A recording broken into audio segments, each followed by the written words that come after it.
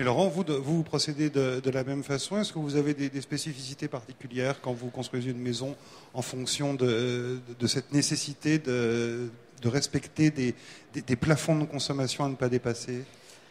Alors là aussi, on a plusieurs modes constructifs possibles: parpaing, briques, charpente bois, enfin ossature bois, ossature métallique. C'est vrai que toutes ces techniques sont en soi bonnes. Il n'y en a pas vraiment une meilleure que l'autre. Après, c'est l'ensemble de la conception de la maison qui fera que la maison sera au niveau thermique recherché.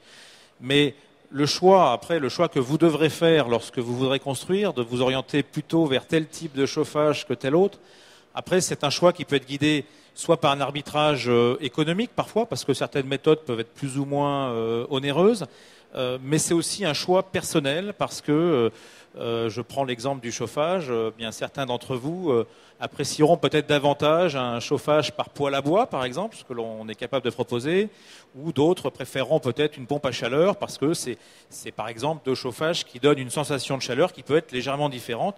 Là aussi, c'est à vous, futur propriétaire d'une maison, eh bien, de faire un choix en fonction de vos envies. Voilà, on est constructeur, on propose des maisons, on est capable finalement de tout faire pour s'adapter, eh bien, à vos envies, à vos choix.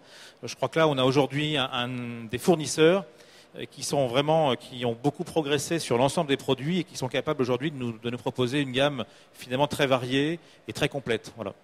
Oui, donc il n'y a pas de choix imposé. En fait, ça dépend du choix de l'acquéreur, mais ça dépend aussi de son budget. Ça coûte cher de faire construire des maisons performantes?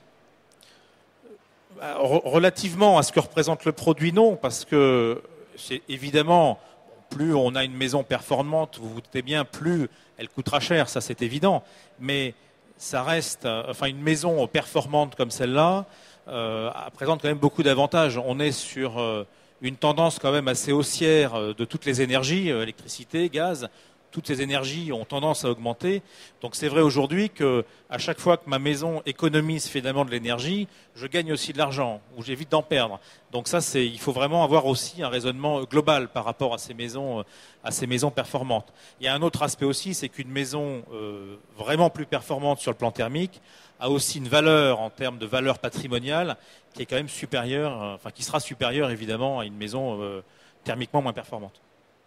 Oui, on sait par exemple qu'il y a des études en Hollande ou en Suisse qui ont été menées sur des biens performants, et on sait qu'à la longue, ça se revend. Je crois que chez les Hollandais, c'est 10% plus cher quand c'est performant. Donc voilà, ce sont des gens qui sont un petit peu plus en avance que nous, qui ont déjà du recul, et on sait qu'économiquement, ce sont des produits qui se revendent mieux, qui ont une meilleure valeur patrimoniale.